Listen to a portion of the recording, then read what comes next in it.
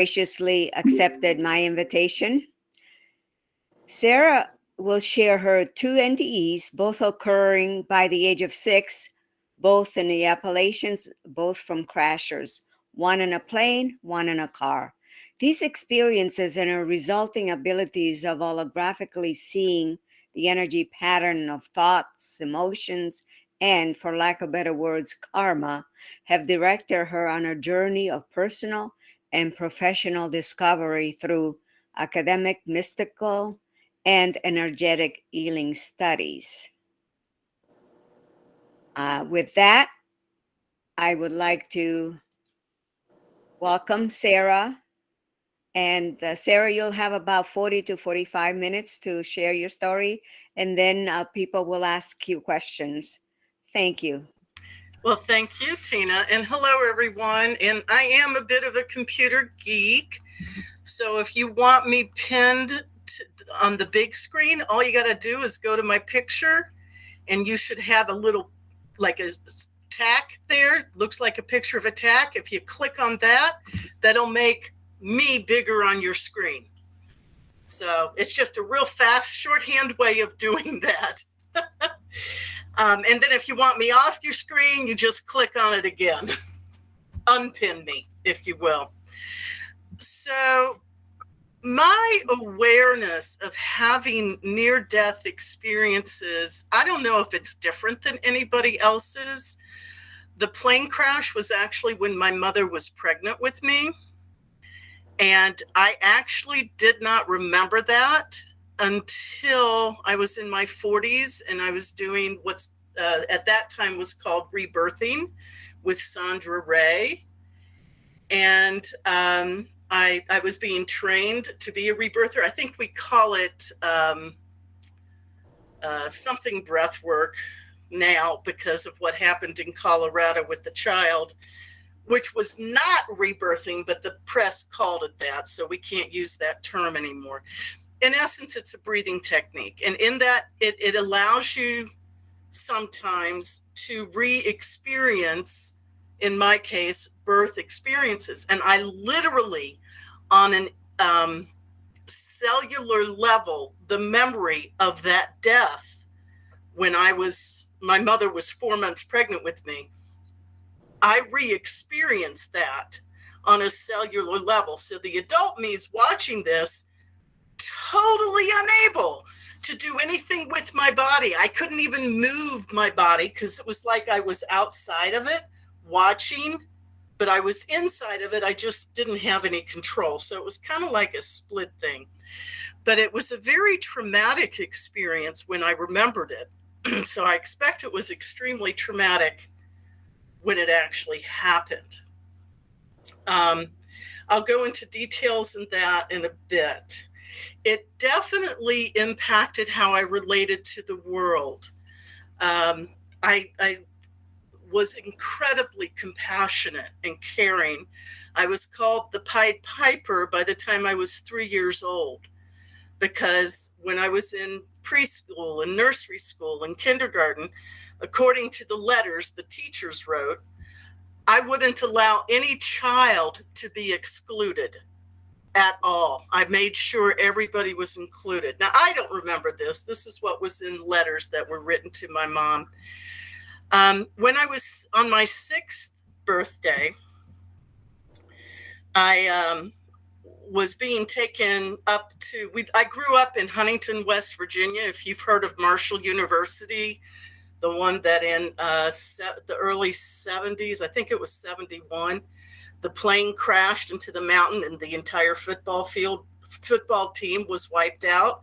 That was the city I grew up in. And so in 1962, a student who was living with us, she was in school at Marshall University, was taking me up to where her parents lived on a farm up in the mountains. And my grandfather wanted her to drive his new car, which was the first car anybody ever had with power steering. I have 3 brothers, 2 older, 1 younger, and my younger brother went on this trip too. He was 2.5. This is before we had to wear seat belts. I was in the back seat. He was standing in the front seat.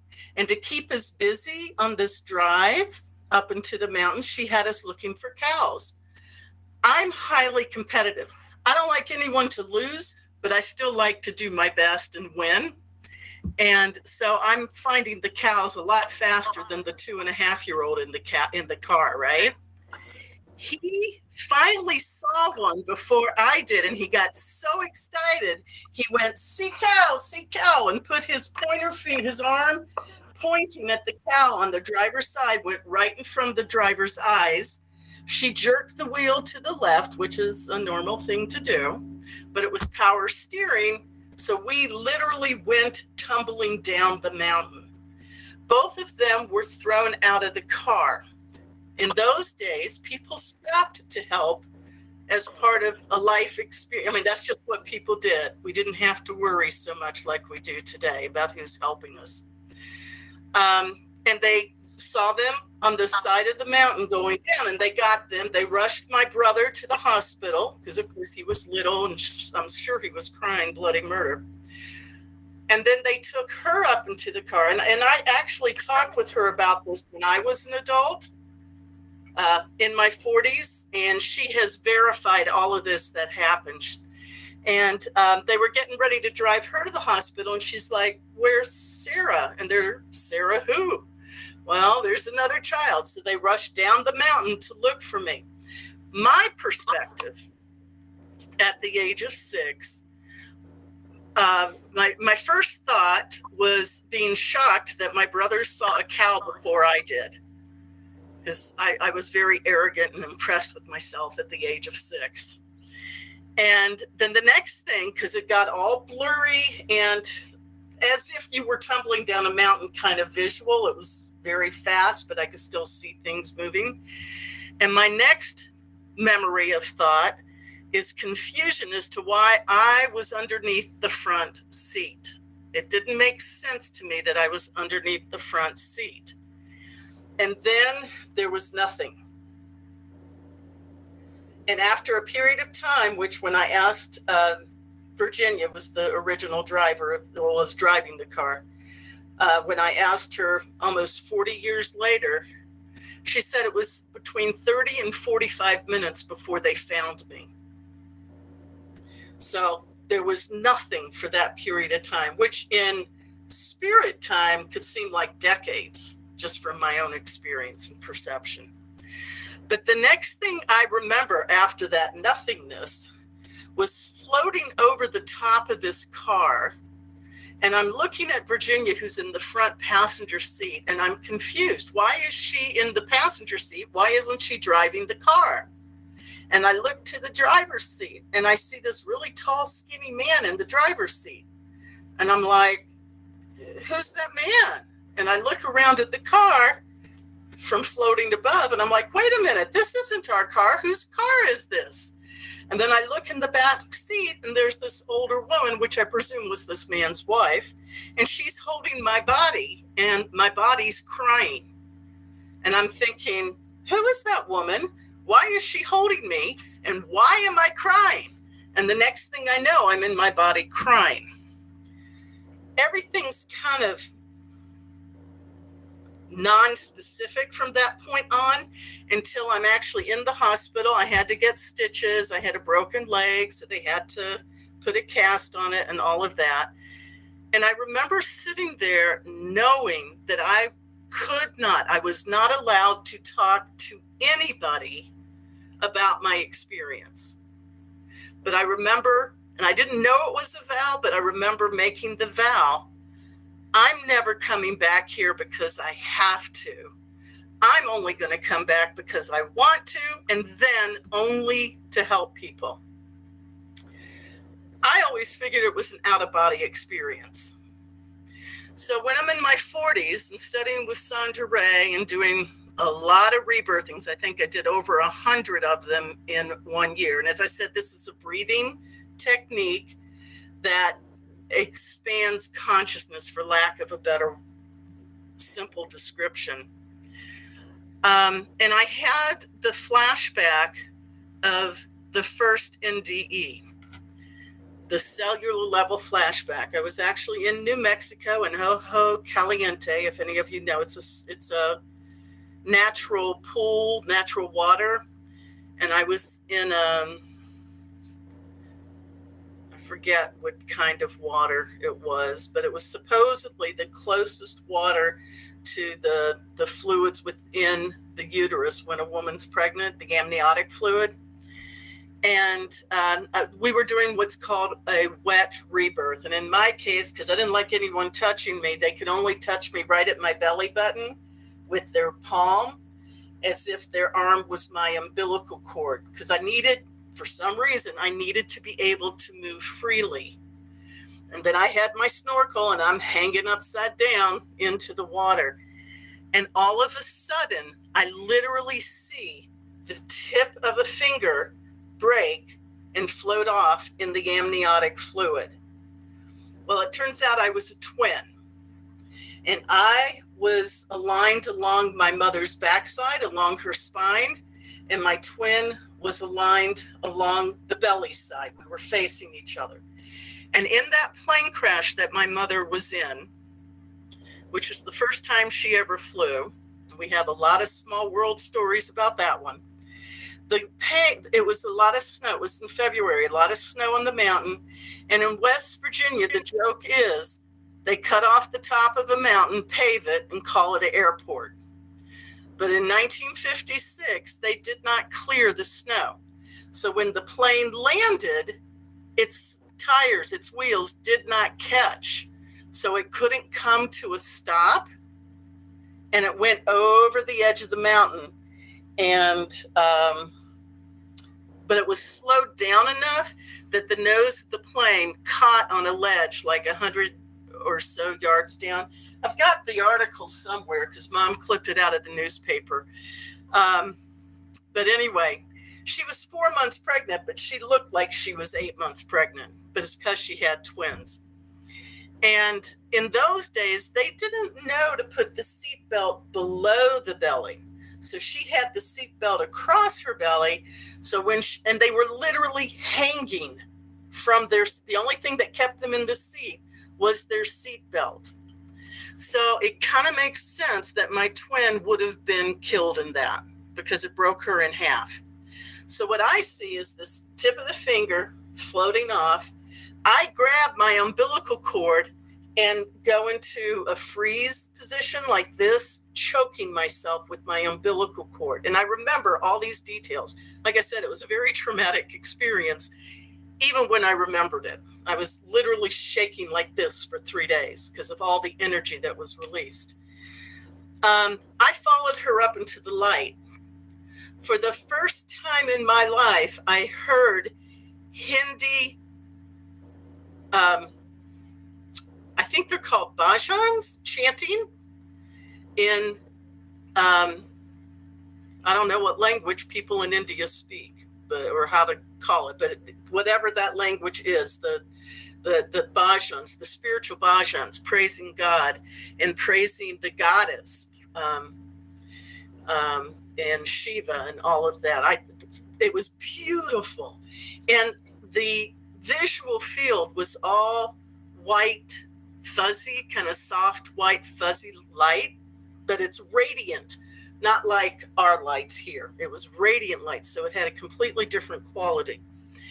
And I felt like I was enveloped in pure unconditional love. And then a really tall, I call them light beings because that's how I see them. They're radiant light. They were really tall to me and kind of oval in shape. Came to me and said, you need to go back. And because I'm stubborn, I think that's a personality quirk. I'm like, no, I like it here. I don't want to go back. And he said, and it felt like a he, you need to go back. And I'm like, nope, I'm staying here. And we argued. And he was getting more frustrated, which is totally against all these thoughts I have. Oh, they don't get into emotions. Well, he did. He was getting frustrated because I needed to come back. Eventually, he said, your mother asked for you. And that's when I went, oh, Okay. And I came back. So I don't remember what happened during that 30 to 45 minutes of the second NDE when I was 6. But when I came back, I made that vow of, I'm never coming back because I have to.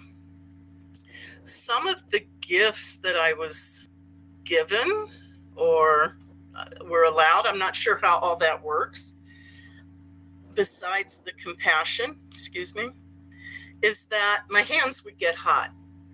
And my mother had back issues and would get things like dislocated discs, disintegrating discs that were pinching nerves, stuff like that. And I would just put my hands on her and it would make her feel better. It wasn't long term. It didn't fix it, but it relieved the pain. And I have theories about that because I've studied a lot of energy work since then. So a lot of my youth was literally about trying to figure out what it was that I was doing with my hands, that I didn't know what I was doing. I just knew it made people feel better. I was curious about a lot of things. I was very curious about the brain and how it worked. And children were very important to me. Even as I got older, my first degree, actually, my undergraduate degree is in special education and child developmental psychology. But until I found out how many years it would take to get the degree, I really wanted to be a neurosurgeon. But then I'm like, no, that takes too long and I want to have a family. So didn't go that route. A lot of my life since I intuitively knew how to meditate. I was doing power naps before power nap was a term that was used. I knew that I could use my mind to communicate. At the age of 8, I would sit at my window and telepathically communicate out in the ethers. Come get me. I've had enough of this world. I want to leave. Come back and get me. Take me home. I knew a lot of things. And my feedback is that I had wisdom that was unusual. Although I think what a lot of it is we don't listen to children. I think all children, unless they're taught to ignore their inner truth, have just amazing wisdom. Everything was about the heart. I would ask questions trying to understand dynamics here on earth, like why do people hurt each other when they have different belief systems? And I would get dreams that would answer those types of questions. I've had some very powerful, life-changing dreams. I've had prophetic dreams. And I think all of this is correlated back to those 2 NDEs. Then, about 8-9 years ago, I was diagnosed with cancer, and it turned out to be a stage 3. But I'd already paid for a trip to Peru to go to Machu Picchu and similar places, and it was non-refundable. So 3 weeks after my surgery, I went to Peru, and I had the opportunity to experience what's called a John of God of Brazil crystal bed. And so for $30, I'm like, why not try it out, right? So I did, and I had an out-of-body experience there where I was told it was okay to die, because I was pretty worn out on all levels of being. And then they go, however, and I don't remember the conversation after that, but I chose to be back to make a positive difference. And it took a few years for me to recognize that that was to nullify the vow that I made when I was 6 years old, that I wasn't ever coming back because I had to, only because I wanted to, and then only to help people. And then at, I think it was 57, when I was in Peru, I said, okay, I'll come back to make a positive difference. Whether that's going to happen or not, time will tell. But that's basically the story. And my life, I've been meditating consciously meditating for 50 years. My mother got involved with, what's his name? The Silva mind control guy, with those groups. their meditation. And so that inspired me to explore. I've studied with many meditation groups over the decades.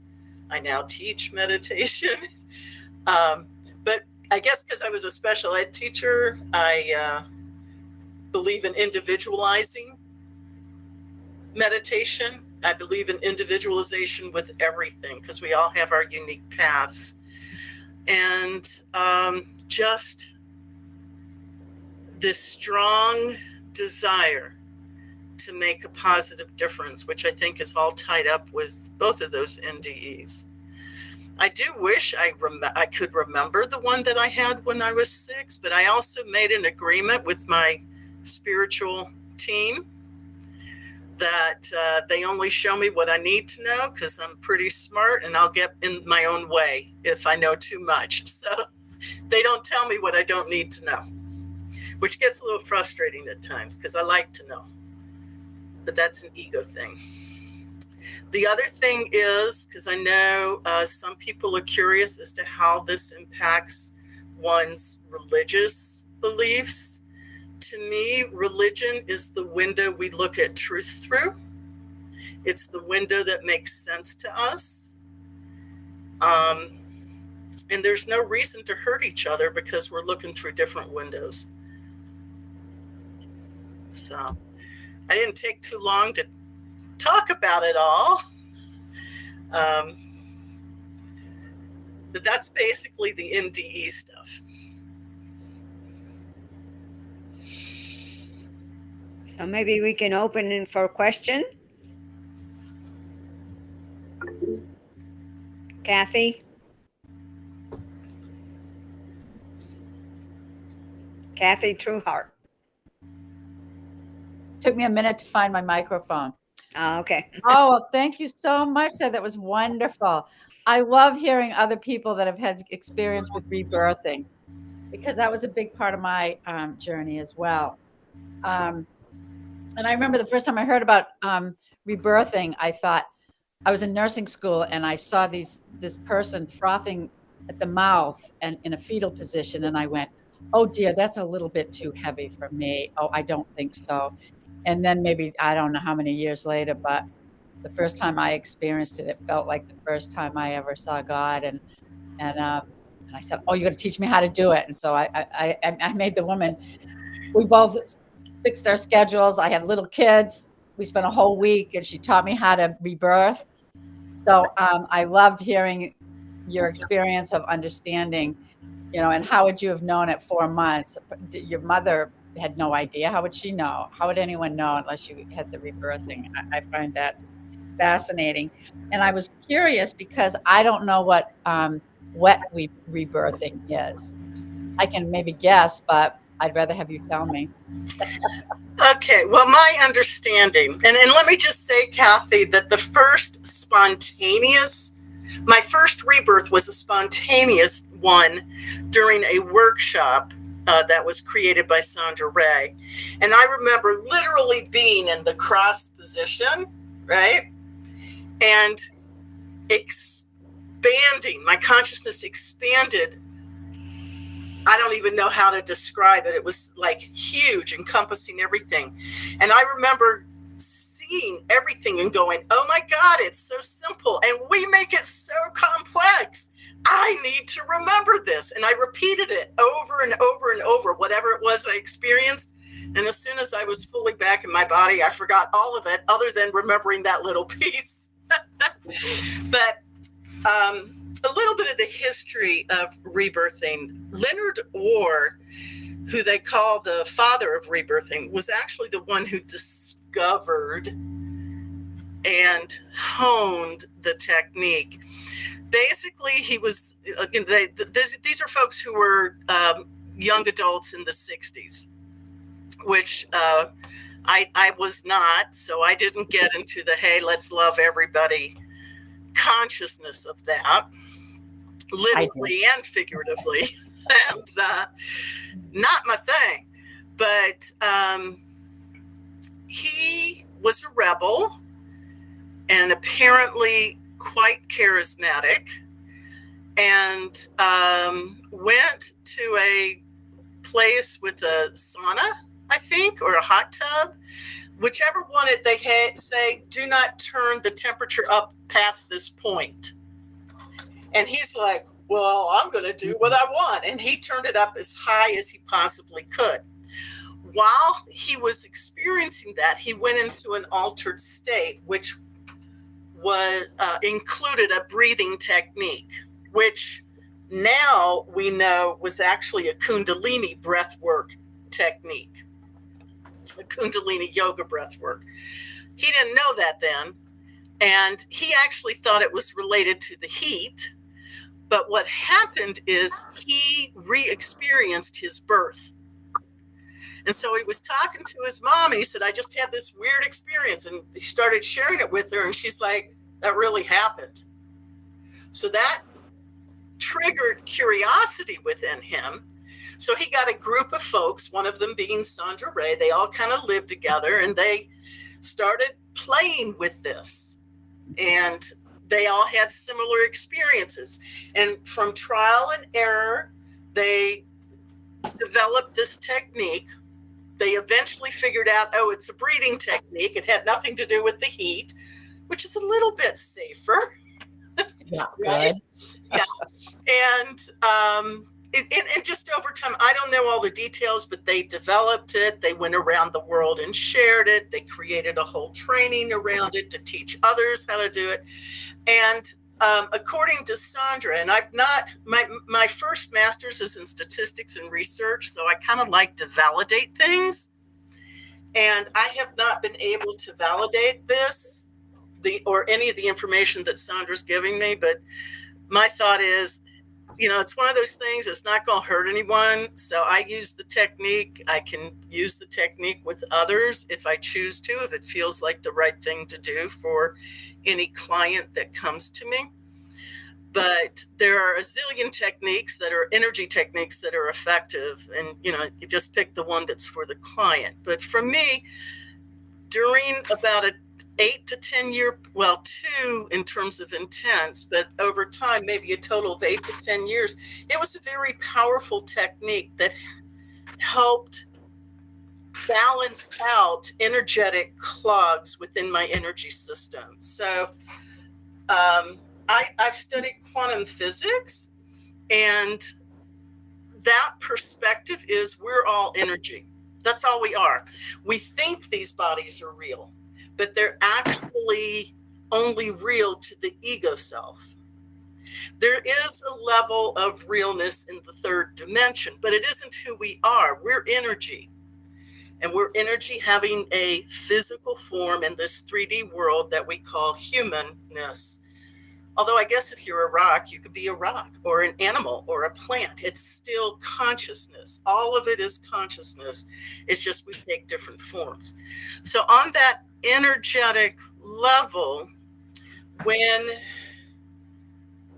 we have, and this happens, as above, so below. So this happens literally within the brain as we're growing up.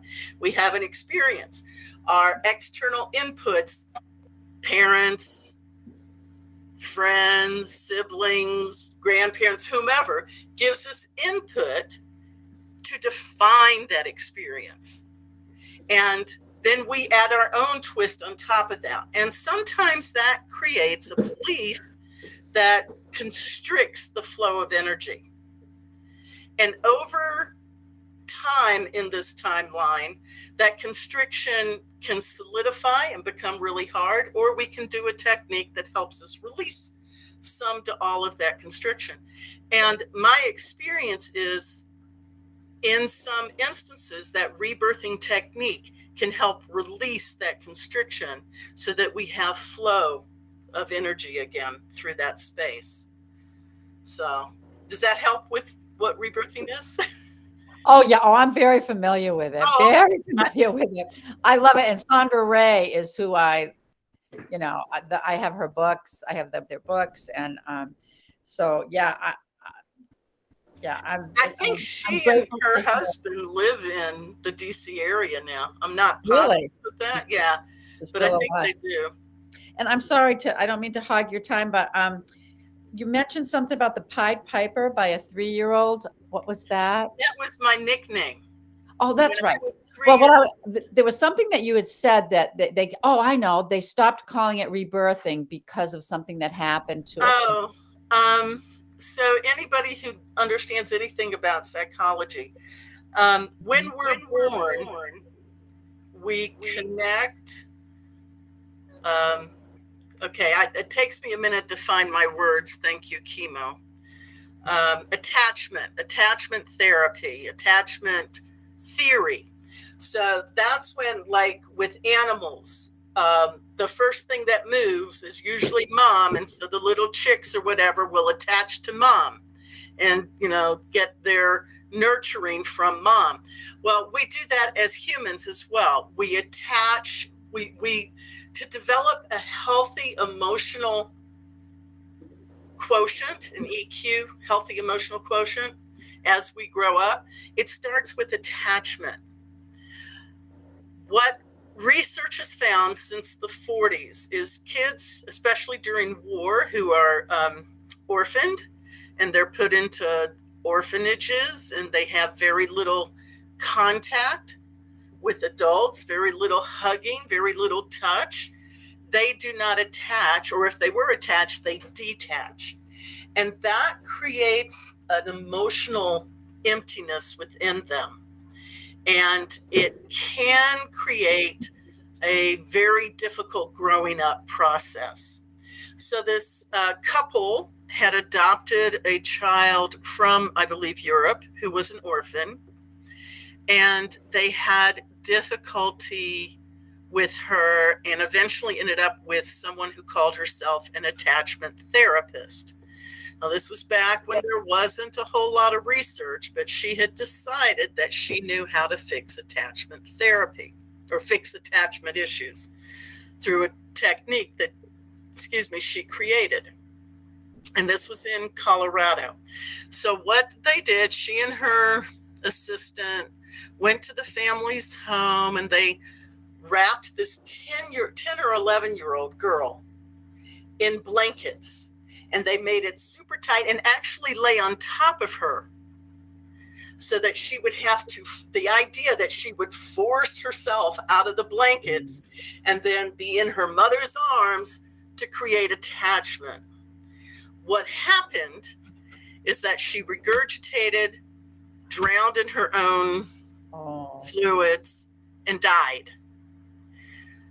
It was attachment therapy, but the newspapers called it rebirthing because they, which makes sense. They were trying to have her, which is not what rebirthing is. Rebirthing is almost never, and I say almost never because Sandra did do a session with my daughter who was with me when I was training. That's very unusual, very unusual. But the breathing technique is generally done with people 18 and older. And it's a breathing technique. It's not you might have a blanket over you because when you get into that very relaxed state, it gets cold. Right. Right.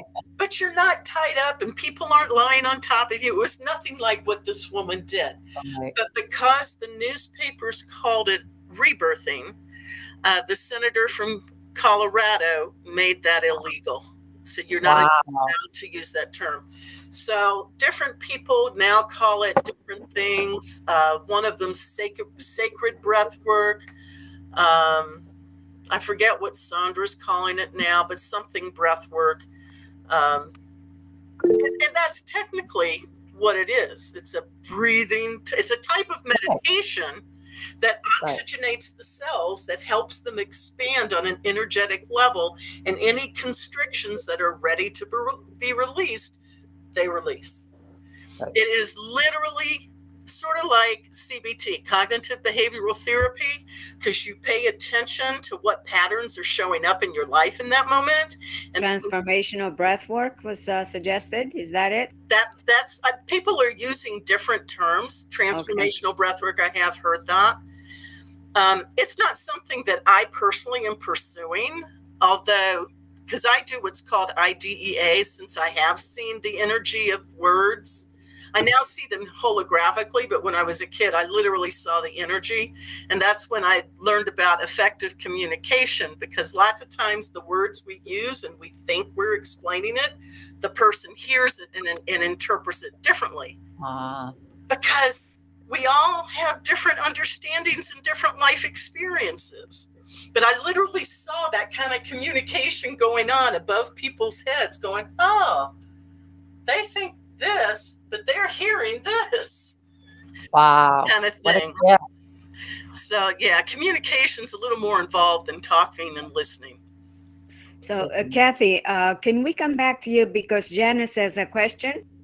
Yeah. Oh, Raise yeah. I your don't need hand. to hug. Okay, thank you. Janice? Oh, your sound, Janice.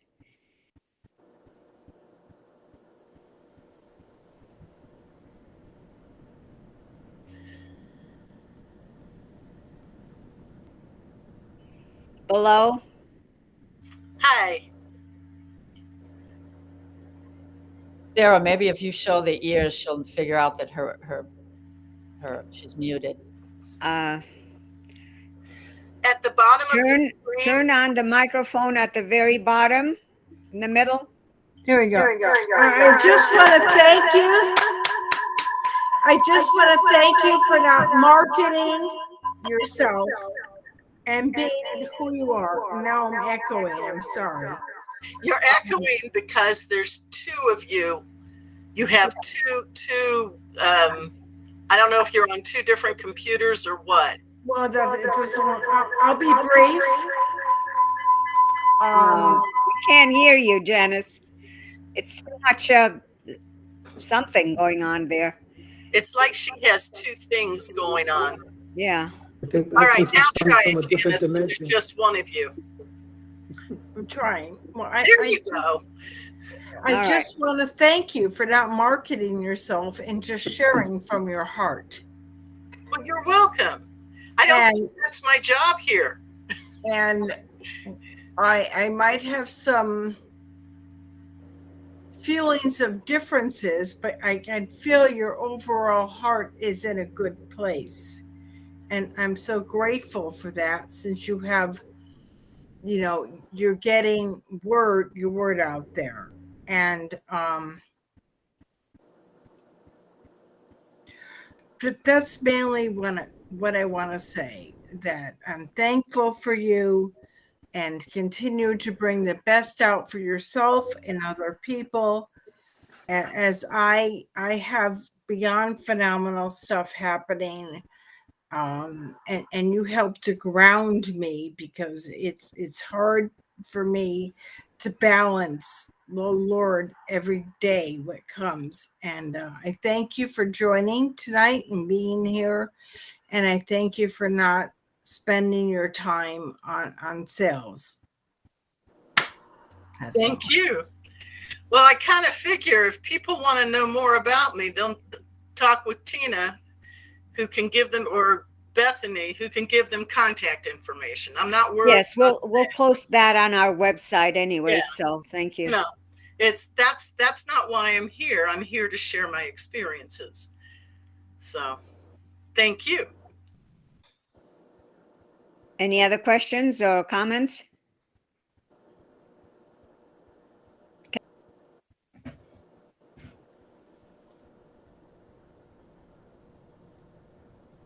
Okay, I have a question. Okay, Jack. Sarah, go ahead. Yeah. I'm trying to get this human brain that's based on the six senses to understand something that is so abstract. And so when you when the accident took place in the airplane, you were 6 months, 4 months in how long was it during the plane crash? You're breaking up. Yeah, I know that you asked something about the plane accident, but you broke up, so I think some of the pieces of the words were chopped out. Oh, sorry. Well, what I'm trying to understand is that you were partially you were only 4 or 6 months old in your mother's womb. Is that correct? I was 4 months, she was 4 months pregnant with me, yes, and my sister. Okay. So what I'm trying to understand is how does the brain, the forming brain that was in your body in your mother's womb, how does it understand all of these things that happened and that you experienced? Well, that's a beautiful question. And the thing is that, because this is, as a social worker, this is one of my specialties, is, and actually on my website, for free, I am slowly explaining how the brain develops from conception through death, defining death as when we're old, because enough of us make it there that we need to have the information, right? Only have gotten through the first 9 months of pregnancy so far. So there's a lot more to be done. But the bottom line is that brain starts developing by the first week. Mostly I'd have to go look back at what I've written, but what I remember is that first month, it's mostly developing the brain and the nervous system, right? So it is receiving input from the moment that neural fold, I think it's called, where the cells fold over on themselves to create like a flat U. From that moment, the neural network is developing, but it's also receiving information. If you hold on a second, I'll pull up the details because I don't want to lie. But yeah, we're receiving input, Jack. And the thing is, we have no reference points to understand the input because our reference points come after we are born. So anybody like Bethany, she is a school psychologist. Well, I mean, she does, I don't know if she works with kids directly, but she works at the school's psychology. I'm a school social worker. One of the things we do to help children understand their emotions is we pull out the picture of all the faces. And the one that looks like, we go, that's a happy face. And the one that looks like, that's a sad face, et cetera, et cetera, et cetera. It could be very simple. It could be very complex, but we are teaching those children how to define facial expressions according to how most of us believe, which is according to how we were taught, which is according to how those who taught us were taught, et cetera, et cetera, et cetera, on back.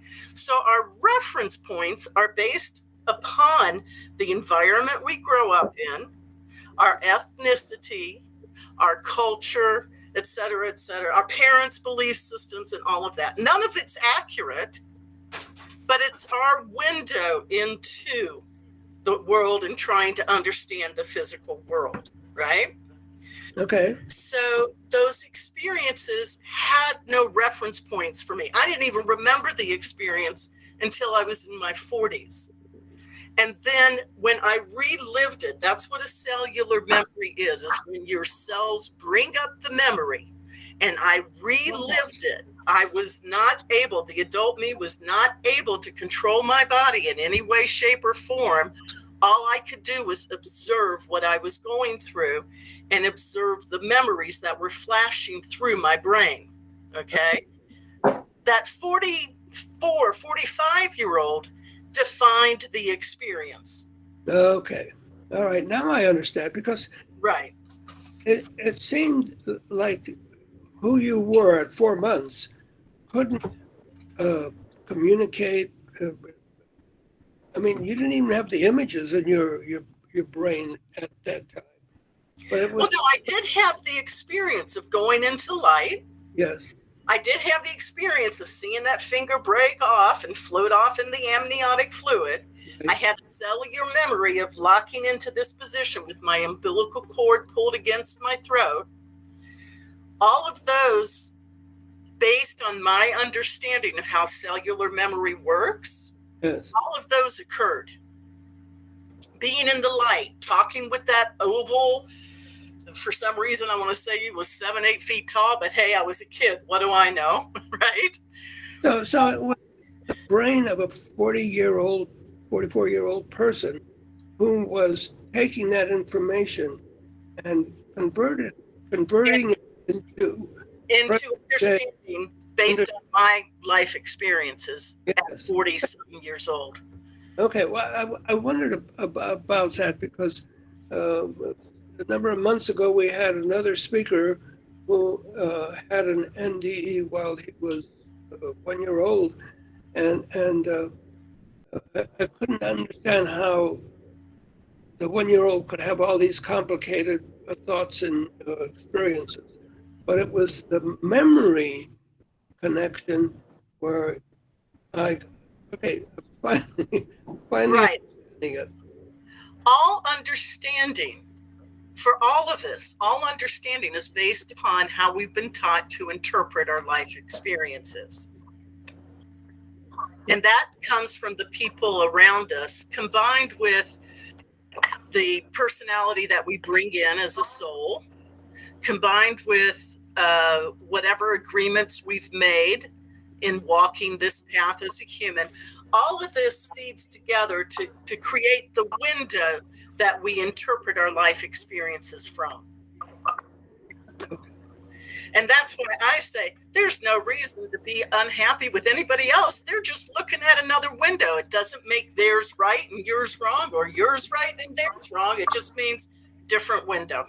Got it. Okay. That's all it means. Thank you. Thank you very much. My I appreciate pleasure. that. Great question. Thank you, Jack. It is a great question. Thank you.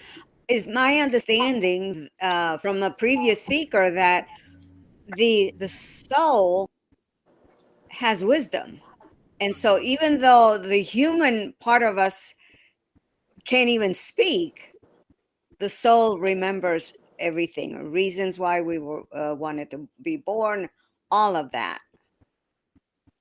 And in my case, I happen to believe, and part of this is, I don't know if this is a blessing or not. It only peripherally impacted me. But when my father was growing up, his younger sister had epilepsy. And as a last resort, they went to Edgar Cayce for readings in the late 30s and early 40s, right before he died. And so my mother gave me a book when I was 8 years old by Thomas Segru called There Is a River. And so that influenced me. But I had all of that input. My dad, for fun, as we were growing up, when they started doing psychic research at Duke University, we'd go on a trip, and we'd usually go in 2 cars because there were 6 of us. And so we'd meet up at specific locations for meals, and my dad drove faster than my mom, so we'd be sitting there, and he would play psychic games like, I'm going to think of something that's on this table. You tell me what I'm thinking of. So I grew up with all of that input. And then I was considered, in those days, this is pre-chemo, a mathematical genius. It didn't matter to me because it wasn't about people, and I was all about people. But math is relaxing for me. I play math games to relax. But it helped me develop an analytical mind, which is, I kind of have both. It's not technically right brain and left brain, but a lot of people think of it that way. I have developed both the yin, intuitive, compassionate side, as well as the yang, analytical, do it side. And that has served me well. in life. It also can get in my way because I'm human. But yeah, there's the soul agreements. And I have no doubt that this experience when my mother was pregnant with me, that was a soul agreement that I experienced that. So, I mean, it's very clear it was a soul agreement. It helps, and it's very fascinating.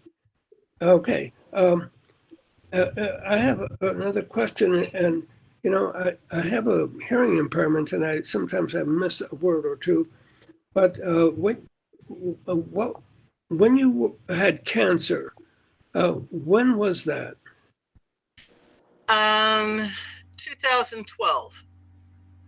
Okay, and I'm not quite sure how you treated it. How did you resolve that? Now let me give a little background. I tend to look, part of this is the analytical side. I was trained as a researcher. I love to explore, and I don't believe in limitations for the sake of limitations. Some limitations, boundaries are real. Like when you're raising children, you want to have good, healthy boundaries, right? So those are good. When we're driving, we want to have good, healthy boundaries. So those limitations are important and valuable limitations. But how we treat dis-ease is more expanded now. But when I was growing up, there was a lot of rigid boxes as to how to do that. So I learned when my son, this would have been around 1994, 95, I had an experience that taught me about homeopathics and the value of homeopathics. And that led me into natural, herbs and Chinese medicine. And so I've explored a lot of that. Okay. So my typical knee-jerk reaction with something like cancer would be to go the holistic route. However, two people I knew had just recently died of breast cancer that had been diagnosed as a stage 1 breast cancer. And in my mind, not taking in the soul agreements or anything like that, there is no reason to die from a stage 1 cancer. They went the holistic route. It didn't work for them, obviously, since they died. The other thing that happened when it was confirmed that I had uterine cancer. When that was confirmed, up through my gut and through my heart came this energy that was very powerful. It kind of went up and into my brain and spewed out. And it was, go the medical route, period. There was like no choice. So I went the medical route. They thought it was a stage 1. It turned out when I had and I only had like 2 to 3 months of symptoms, so they were sure it was a stage 1. When they did the radical hysterectomy, and they took, I think, 9 to 12 of my lymph nodes in that area, almost all the lymph nodes had cancer in them, and it was a stage 3, highly aggressive cancer. So I did a lot of chemo, and I have a hearing loss now too because of the chemo, but it's a lower frequency loss, so they don't even make hearing aids for that. Anyway, I had a lot of chemo, and some of it was simultaneous with radiation because another tumor showed up 5 weeks after my surgery. So I went the medical route, but I also ate healthy, but I've been eating healthy. I was vegan and organic for years prior to being diagnosed with cancer. I am very sure, I can't be positive because how can I know everything? My gut feeling is the cancer was due to 5 years of very high stress. So, and we know from a scientific perspective that stress contributes to almost all disease. Well, were you meditating at that stage? I've been meditating since I'm 16. Since when? Oh, 16. Since Okay. I'm 16 years old, consciously meditating. Prior to that, I intuitively meditated for power naps and things like that. Okay. I could also make thermometers without having to rub them. When I didn't want to go to school, I could put the thermometer in my mouth and make it read 102. I don't know how I did that. Okay. But by the same token, I could do the other direction as well if I really wanted. I don't know how I did that either, but I did. Okay, so Powerful. since you were going the medical route, were you also meditating and visualizing the repair of your body? Truthfully, Jack, I don't remember. A lot of that is a blur. If you did, you remember. Okay. Yeah. This is my interpretation of my experience. Chemotherapy, and they have scientifically proven this, chemotherapy alters the neural pathways in the brain. Okay. I don't know if I don't know the specifics of that, but it does change. What I've noticed is anything that I still have an emotional charge with, like if my feelings were hurt or somebody did me wrong or I got pissed off at somebody, and I haven't balanced that experience within my own self, Okay. then that comes up and I remember that. But anything that is what I call neutral, I don't remember that. Okay. All right. Thank you. Yeah, absolutely. Thank you. Anyone else who has questions, please?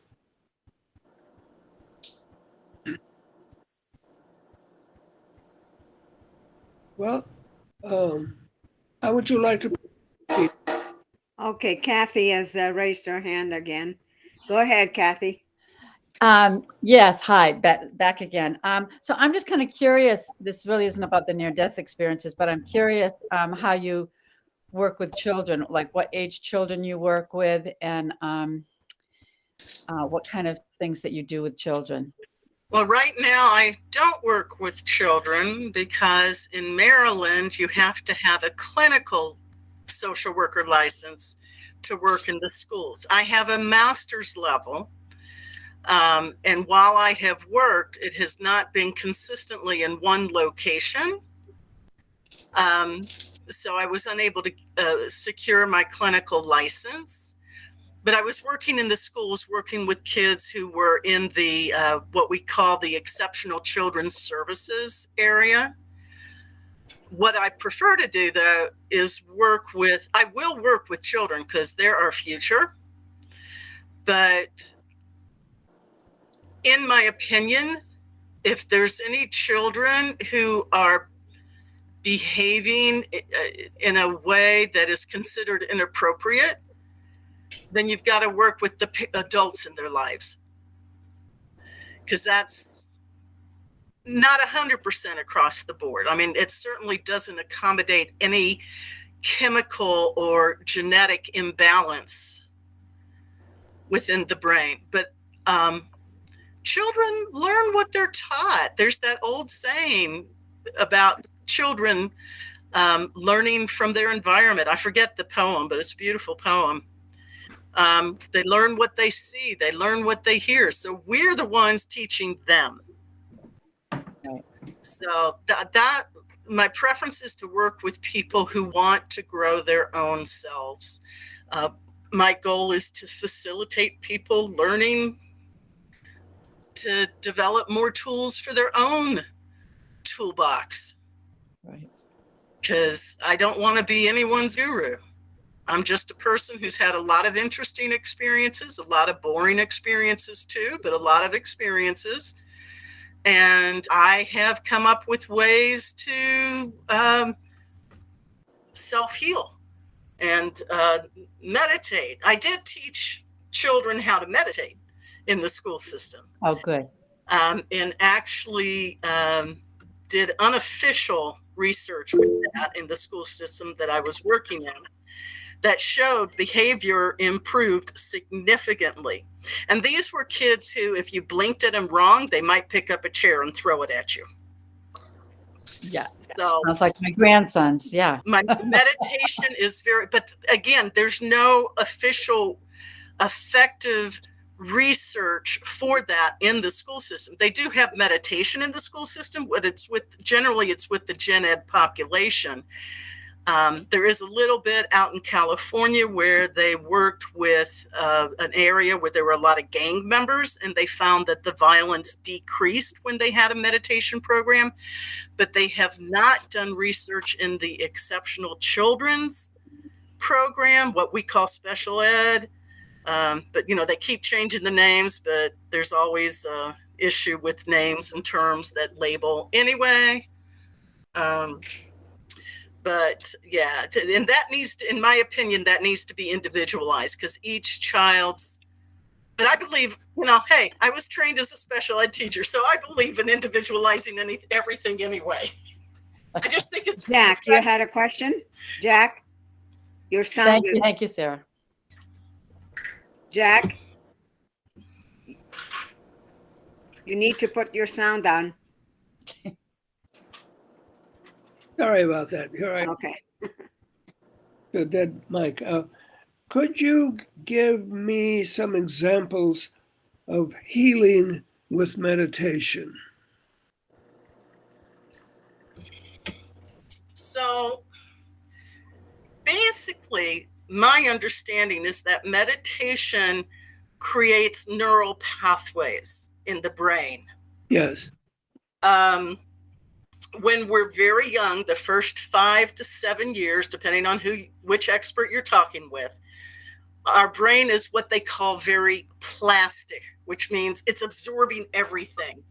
And it has, I don't know, something like 20 times the number of neurons that's actually going to be used, and maybe 100 times. I know it's just like in a massive amount, and we're only going to use a small amount, right? And what they call pruning is, as we get older, those neurons that we're not using are trimmed and eliminated in a way because we're not using them. And the brain, if anything, is incredibly efficient. The whole body system is incredibly efficient. They're still there, but they're not active. I'm not sure how it works because I haven't seen it on a screen. So I don't know if they're still there or not, but maybe so. But so all that input creates a perspective. So we've created a window, and additional experiences define that window we're looking at the world through. If we have not learned, for instance, effective emotional regulation, Okay. ability to direct our emotions. As I tell people that I work with, you're human, you're going to have emotions. It doesn't matter if you have emotions. It matters what you do in response to those emotions. So a lot of our kids today who are highly stimulated by the environment are unable to, according to our current parameters, they're unable to effectively emotionally regulate.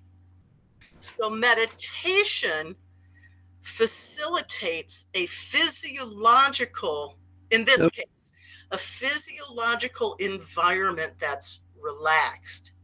So it doesn't heal per se, it teaches a new way to respond. So it's creating a different habit.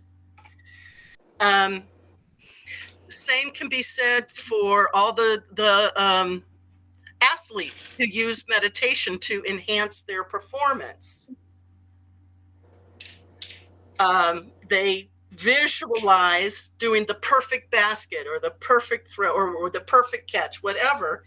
And Right. because the brain doesn't know the difference between actually doing it and doing it inside through a meditative process, it literally trains the body to be more effective at that skill. In terms of healing, I'm sure most, if not all of you, have heard of the Pac-Man with cancer meditative process, which was a guided meditation of visualizing little Pac-Man going through the body, eating up all the cancer cells. There does seem to be some efficacy with that. Be what? It seems to be effective. Okay. In some cases. I don't know the percentage. All research, all statistics can do is show is if there is a correlation, and if so, to what degree that correlation is, or if there is not a correlation. That's Okay. all it can do. It can't say, oh, this will happen, because everybody's unique. So it may happen with these 12 people, but with the example, my mother had breast cancer, and it metastasized about 20 something years later, and it went into her bone. And my dad, because she had 3 types, we didn't know, but we knew she had dementia, but it turned out she had 3 different kinds of dementia. And it was clear that she was fading fairly consistently quickly. So he decided there was no point in treating the cancer. What was important, they were in their late 80s. What was important was to keep her comfortable. Okay. Well, I went back to Memphis. They were in North Carolina, and my brother took over care, and he didn't know what was going on. So the doctor decided, which I think is unethical, but that's another story, decided to treat my mother for the cancer. And when I came back to visit and found out, I'm like, Dad, did you want to do this? No. Okay, I'll handle it. And I told the doctor, because what would happen is he'd give her the chemo, and then she'd be out of commission for 3 weeks. And then a week later, she'd have another treatment. And it was like she had no quality of life at all. And so we decided to take her off the chemo. And the doctor got angry with me. And he informed me that I was going to get breast cancer too. And I'm like, excuse me? Yeah, we won't go into that, doctor. But he's like, your mother had it, her sister had it. You have a 60% chance of getting it. So you might as well just hang it up. You're going to get breast cancer. And I just looked at him because, hello, statistician researcher. And I went, there's also a 40% chance I won't. That's right. For that statistic. So statistics can only show that there's a correlation or not. They're basically meaningless the way research is set up. So we know, going back to your original question with how does meditation help with healing? We know from quantum physics that we create what we believe. There's actually research that supports that now. That was done by a psychologist. I believe she's currently at Yale, teaching at Yale. Research that shows what we believe creates our experience. So I have met is it Joe Dispenza? Yeah, I think it's Joe Dispenza. He broke his back when he was in his 20s. He was told, you have to have surgery to fuse your spine or forget it. And he went, no way, and did visualizations and healed his spine. Now, is that typical? I don't think so. The what? Is it typical? No, I do not believe that that kind of experience is typical. But the fact that he did it, and there are a few others who have done it, shows us it is possible. Okay. Theoretically, meditation can indeed heal us completely. Okay. And visualization, visualizing is a major part of the meditation. Yes, I agree. Okay. But yes, so many research has also shown that only 5 to 15% of our thinking process is conscious. Right. So that means 85 to 95% is unconscious. And guess what's running your life? So it's not just about visualizing, it's about getting everything in alignment and believing it so strongly That, that anything outside of that belief doesn't even enter the picture. okay. That's why not everyone can do it. If everyone can do it, if we could be that firm in our beliefs, it would be an entirely different world. Well, I agree with you. I think that visualization is it's a great healing tool. If you can visualize your immune system to be activated and go to the source of the cancer, in this case, and wash it with light and energy, you are able to change it. And over 5 years ago, I had bladder cancer. It was a very aggressive form of cancer, and so I opted for medical healing. But at the same time, I established a really major program in my life: visualization, meditation, where what do you call it, the oils and I mean, I put everything Oils, yeah. and I believe that that I helped cure me, not just through the medical path. I am, if I may look at your energy pathways, But do I have permission to look at your energy yes, dynamics? So part of that experience, from my perspective, was a soul agreement to facilitate your shifting the way you looked at the world. okay, So part of that was manifested as, I'm going to take better care of myself from a more holistic perspective. Does that make sense? But part of it was also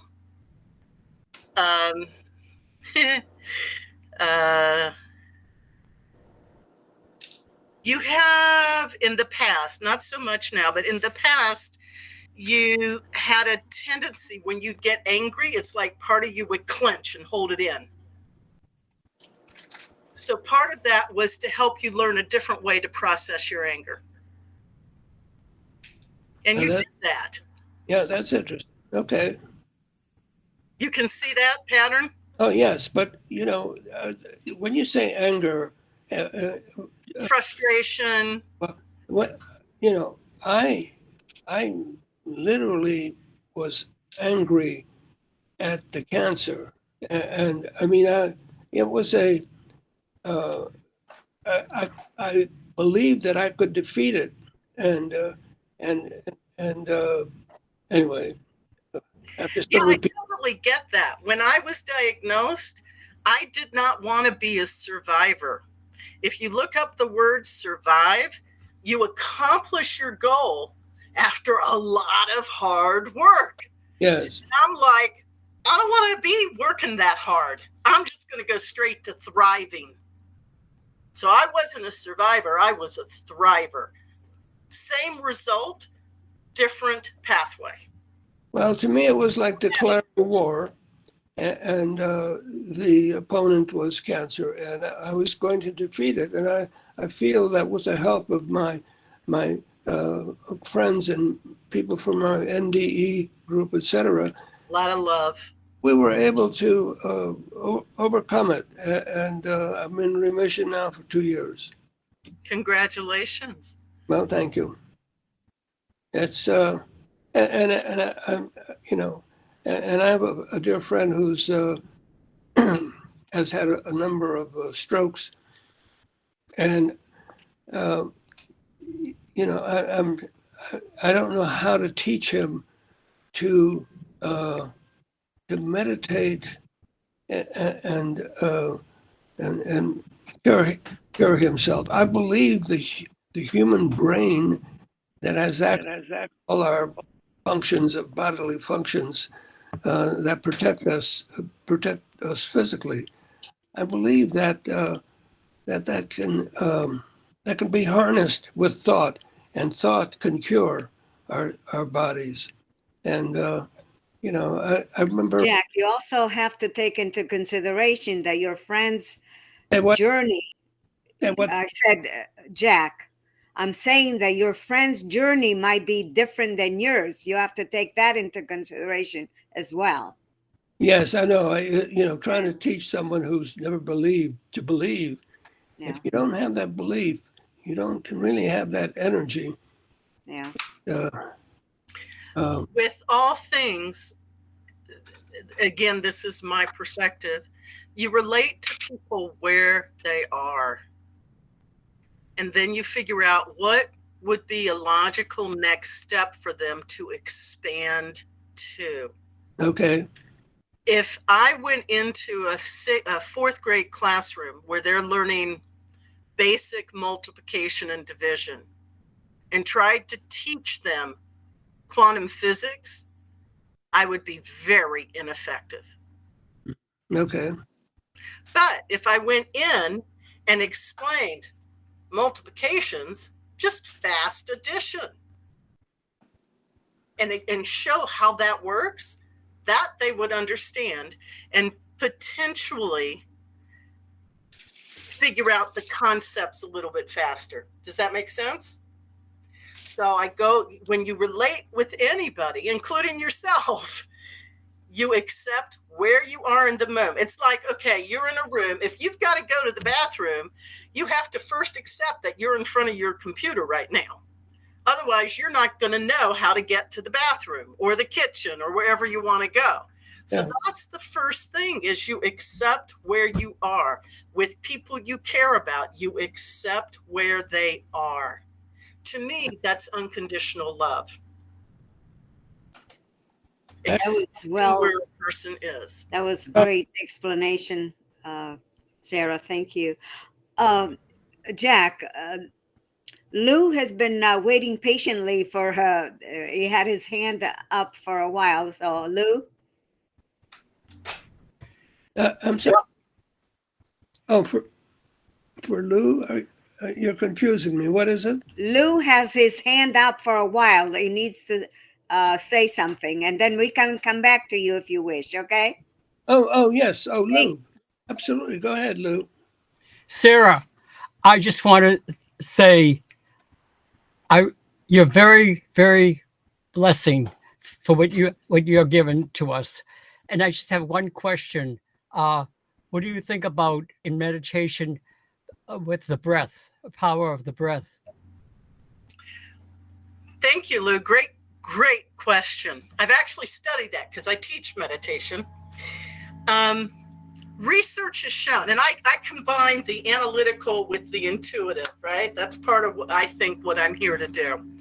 So research has shown that doing a diaphragmatic breath, breathing from the diaphragm. So if you're a singer, you do that. If you're an athlete, you do that. If you play a wind instrument, you do that. You do the belly breaths. That's also how the body was designed to breathe. So for those who meditate with a diaphragmatic breath, results happen faster. So obviously on that level, which is research level, the breath is very important. It doesn't mean that you won't accomplish results when you do the high breath, which is how many people breathe, is in the upper chest. Here's the interesting thing about that. Typically, when you do a shallow breath, which is just the upper part of the lungs, the upper lobes of the lungs, that's because we've been traumatized. So think about it. When you get startled, right? And it gets all caught up here. So when you meditate with that shallow breath, on some level, you're triggering those traumas. Maybe just a little tiny bit, maybe a lot. But so that would be the number one thing, is to learn how to and then utilize the diaphragmatic breath in life, but also as well as with meditation, because research shows it's more effective. There are a number of meditation techniques that utilize the breath in different ways, like some of the ones from India, where you breathe in one nostril, you breathe out the other, or you breathe in and blow out the mouth, or you inhale through the mouth, and all variations. And that creates different experiences for some people. This is why I'm an individualist. One of the things I learned while studying with Sara Drake and studying how to do this breathing technique and how to teach people is, and one of the questions I asked that was answered in a dream was, why this? Some people go this way and others are not drawn to that and they go this way, and still others go this way, and yet we're all trying to heal the same issues or balance out the same issues. And the short answer is, well, actually, I'm going to give you the visual, so not the short answer. So in this particular dream, my light being took me outside the universe, and he showed me a huge ball of radiant light. And it just looked like, the sun, but radiant light, not reflective light. And he moved us closer. And as we got, now again, these are my reference points that he was using, right? The way my brain would understand it. As we got closer, it looked like a giant ball of yarn. And he said, let's pretend this is your universe. I'm like, okay. And we get closer and we go to one strand on this giant ball of yarn. And as we get so close that all I could see was the strand, it kind of looked exactly the same. A lot of darkness with a huge ball of light. And he said, let's say that's your solar system. And then next it was your planet. And next it was the people on the planet. And then we got to an individual person. Same imagery. Large ball of light, strands of yarn. In the yarn, large ball of light. Just repeated over and over until we got to the individual person. And then you can see where the energy was flowing and where it was all tangled up. I'm sure everyone's seen yarn or string that was knotted up. That's pretty much what it looked like. But that was in this ball of light that was a person. So not all of it was tangled up, but different areas were tangled up for that person. And what he said was, all people have these areas of tangledness or constriction or stuff all wrapped around each other, which is a combination of karma, human level belief systems, etc., experiences, etc., all of that tied together. And he said, some people will find going to Sara Drake effective in unraveling some of those and smoothing out those lines of energy. Other people will find that it more effective to go to John of God. Other people will find it more effective to go to church, of whatever church. Others will be Native American shamanism or South American shamanism, et cetera, et cetera, et cetera. So the bottom line of all that, as I understand it, is what we believe is the technique that's going to work most effectively. So if we believe about a certain breath technique is effective, it's going to be effective. If we don't believe it, and here's the powerful experience I had with lack of belief. During the last year of my father's life, he was found, they moved into a supported living environment. And after mom went to bed and after we didn't have anybody living with him at this point, he fell, hit his head, and was unconscious from 11 p.m. until noon the next day when he was found. There's a whole lot of details there that don't matter. But when he got back home, and I was back in that town to take care of things, I got him 2 massage therapists. One was to work on the muscles, to help the muscles lengthen, because as we get older, they get shorter because we don't exercise as much. And the other one was working on the myofascia and getting that all in alignment. Now, prior to him falling, he had to use a walker to go up and to move. He needed that walker for stability. After 4 weeks, and he only was massaged once a week, but I alternated between those two ladies. So muscles 1 week, myofascia the next, etc. After 4 weeks, he was walking without a cane even. Strong, and you can tell that he was strong in his body, connected to the earth, which is very important, etc. I went back home to Memphis and came back, I think about a month later, and he was back on his walker. And I'm like, Dad, are you not using the massage therapists anymore? And he goes, oh, no, they didn't work. And I'm like banging my head against the wall. It's like, did you not remember that you were walking without any support and doing a great job of it? But that's when I realized our beliefs are incredibly powerful. Here he had actual physical level evidence that it was working, but in his mind, it didn't. So for him, meditation won't work either, even though he had readings by Edgar Cayce. Because he didn't believe it. I just want to thank you very much. I appreciate it. Thank you. Oh, this is such an honor for me. So thank you. And thank you, Tina, for reaching out to me. Okay, so Jack has raised his hand again. Jack? Okay, I'm back. Sarah, when you said that you were kind of a left side, right side of the brain person, intuitive, and then these Analytical. Yes. Well, I think I am too. And I remember when half a century ago, when I started looking into self-hypnosis and so on, and I found a medical book, and there was it described a man who had taken his first finger and thumb and held them together. And he yes, exactly.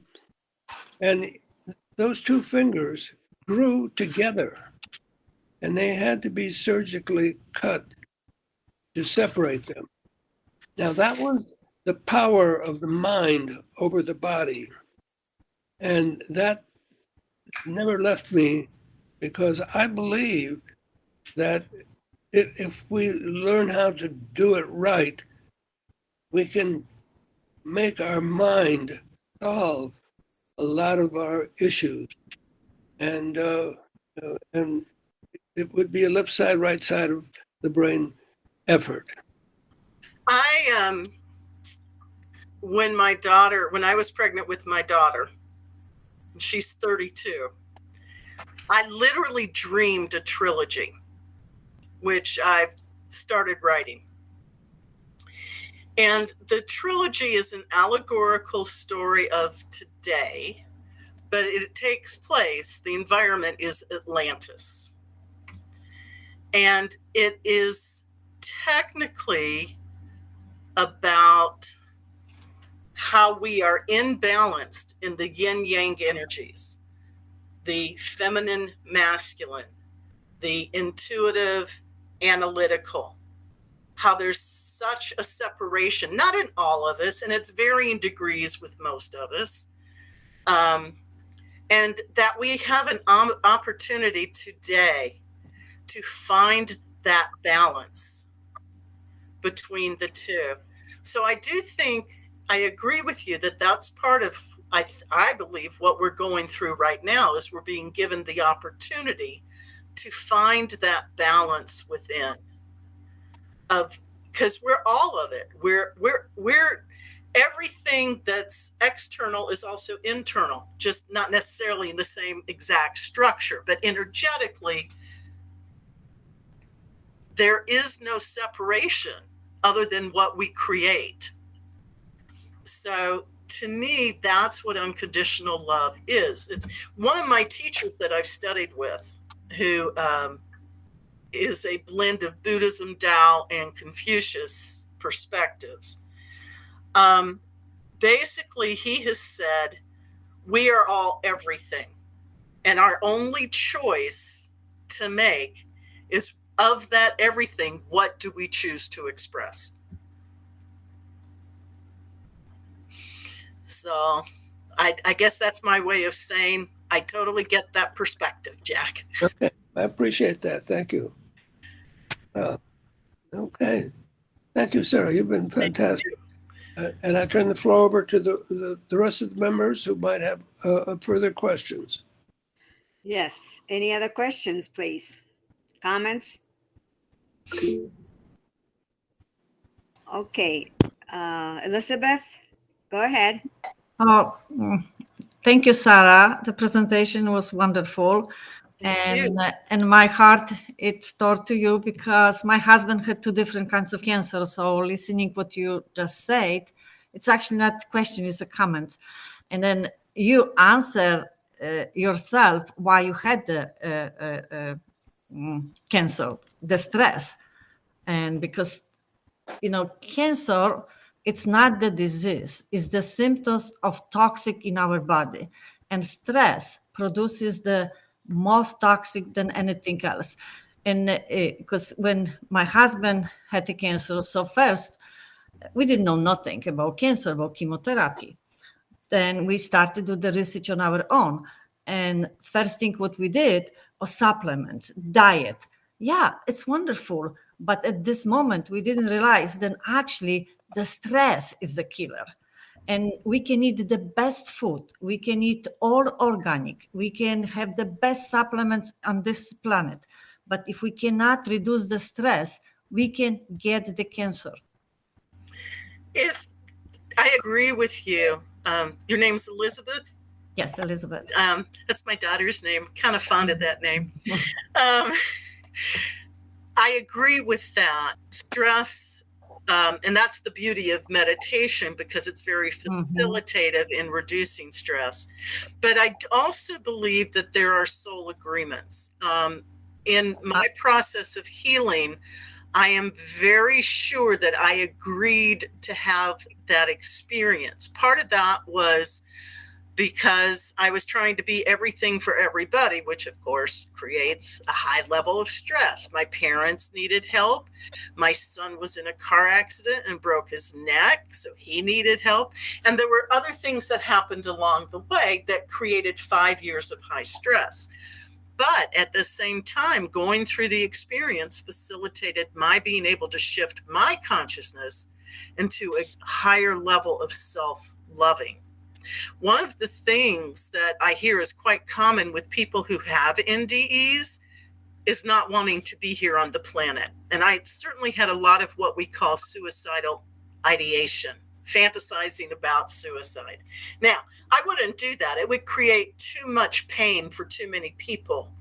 Even if I was happy with the result, it's not worth all that pain for others. So, but I do, even today, how many years, almost 60 years later, fantasize about not being here anymore, because here can be very challenging. Here, I'm an empath. I literally have felt other people's, that's why I can do the readings, because it's all kind of connected. And I think it all goes back to the NDEs.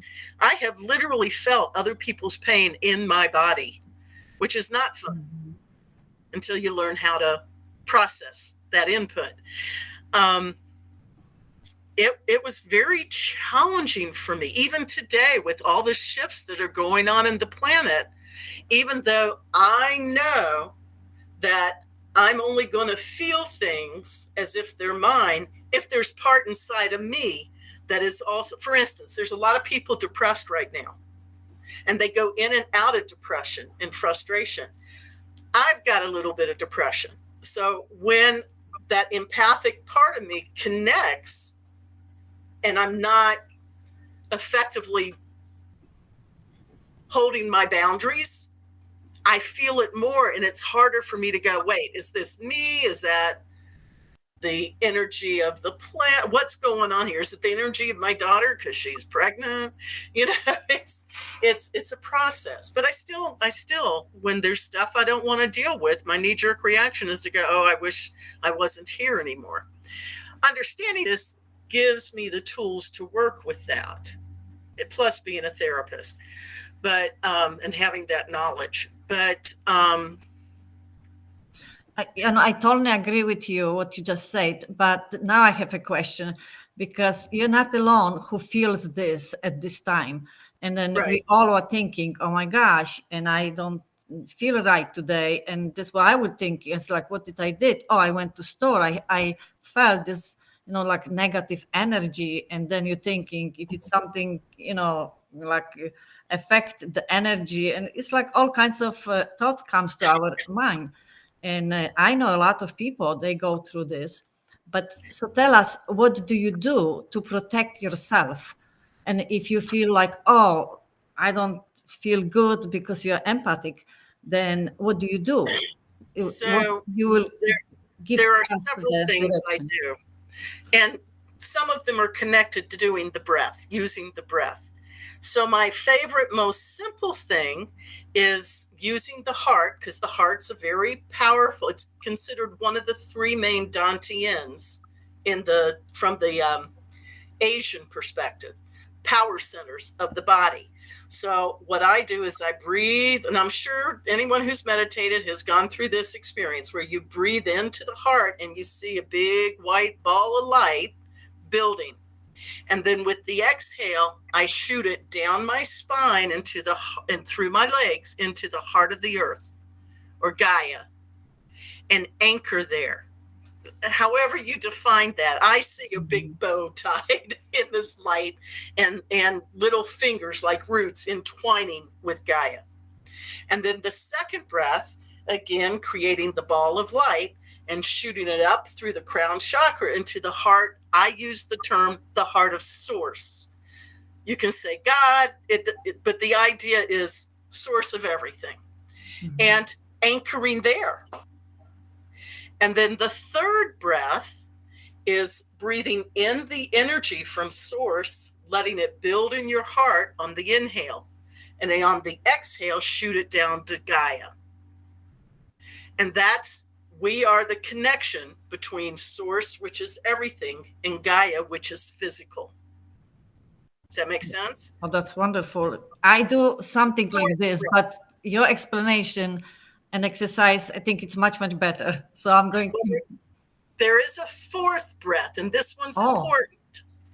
So that fourth breath, when you breathe in, it's coming down into your heart from source, simultaneous with coming up from the heart of Gaia into your heart. And on the exhale, it disseminates into all the particles of your beingness. So you're being filled with all this light.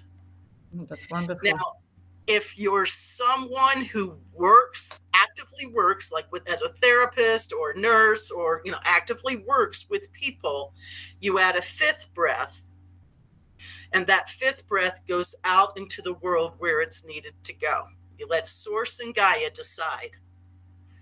But the thought is bringing that into your heart, and then it goes out into the world for the highest good.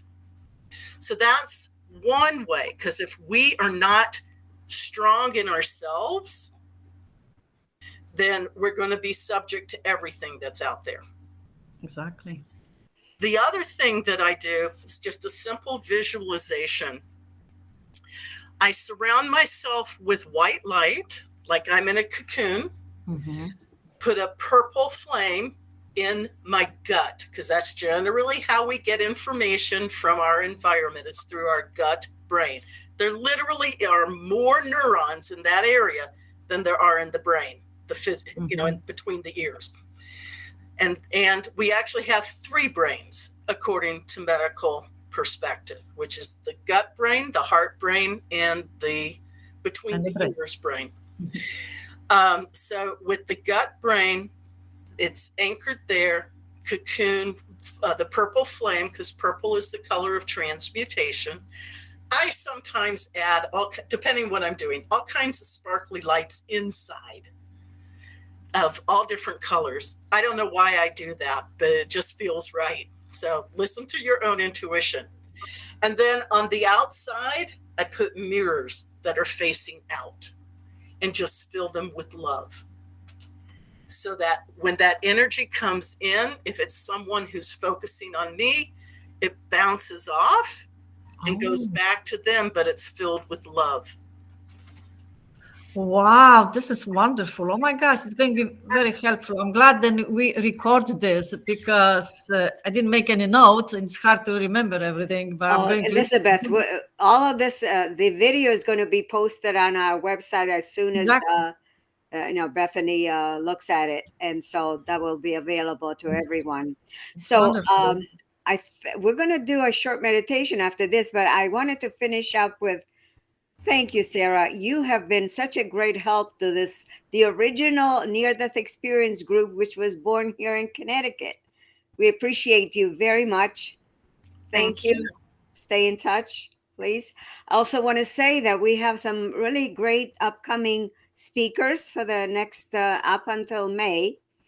And so please be here for next month. We'll let you know who they are. Bethany and I work on a flyer every time together, which is a great thing to do. Any occasion to communicate with Bethany is always a gift. Thank you, Bethany. Jack, thank you for all that you do as well. Sue, thank you wherever you are working right now. And so I would like, if you shut your sound off, I would like to leave you with this guided meditation.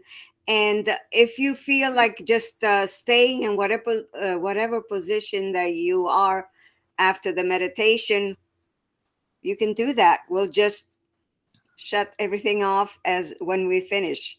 How's that? Bethany, what do you think of that? It's good? Wonderful. Okay, so here we go. All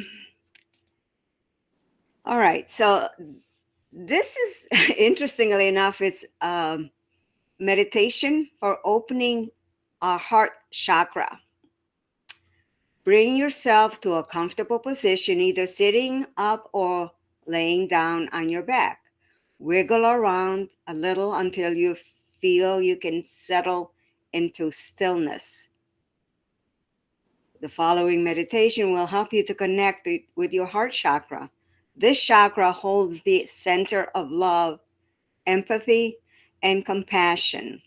Like love, air surrounds and sustains us in this life. It represented by the element in air and the color green. Heart is the chakra of positive energy, connecting the lower chakra to the higher ones. When it is open fully, the heart chakra becomes a channel for universal compassion, our true self. It is here in this space that we invite the infinite love to flow through us, allowing it to heal ourselves and others. The lesson of the heart is that we must fully love and accept ourselves before we can love and accept others. Begin to let your body settle. Begin to notice your breath.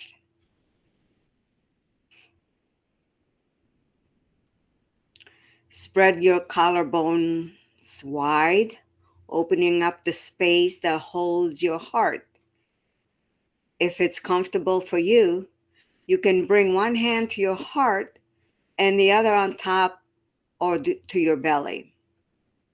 Bring your awareness to the space that surrounds your heart. Notice this space rise and fall with your breath. As you inhale, feel your belly expand and fill your lungs with fresh air. As you exhale, feel your belly contract, emptying out, creating space for new awareness. And breathe. Now imagine you're breathing in a large emerald light through your nostrils, settling down into your heart space. It brings with its warmth, making the entire upper body feel toasty and cozy. As you breathe, allow this light and warmth to grow. Only by opening our hearts can we allow love to come in. If you have felt pain, perhaps a broken heart, you've opened yourself up enough to expose yourself to vulnerability. This is a courageous move. By doing so, you can extend light into those who need love. And breathe. Take a moment here to call to mind someone or multiple people whom you love. Bring their faces very clearly into your mind's eye. Now allow love to radiate from your heart space out into this person or people. And breathe. Now call to mind someone or multiple people who you have a tough relationship with. Bring their face very clearly into your mind's eye. Now allow love to radiate from your heart space out and into the person or people. And breathe. Now call to mind yourself. Picture yourself here in this room. Bring your face very clearly into your mind's eye. Now, using all of this love, compassion, and openness cultivated here in this space, begin to wrap yourself up in love, sending out from the space that holds your heart.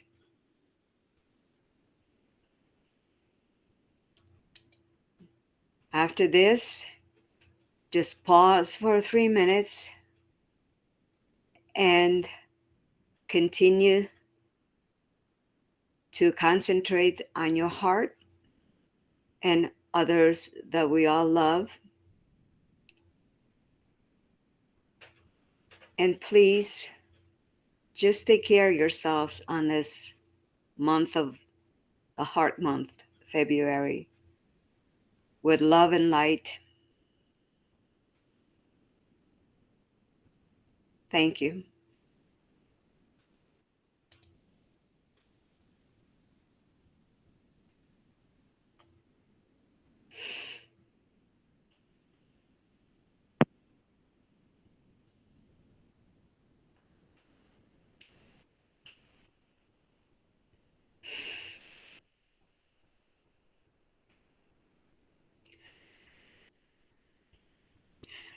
If anyone feels the need to have this text, please email me and I will send it to you, okay? Thank you very much and have a good evening and the rest of this month. Until next month, thank you all. Thank you. Thank you. Blessings to all. Thank you. Sara, again, you're so precious. We appreciate you. Thank you. It was my honor. Thank you for having me. Thank you very much, Sara. You. Good night, all. Good night, everyone. Good night. Happy Valentine's Day. Good night. Good night. Happy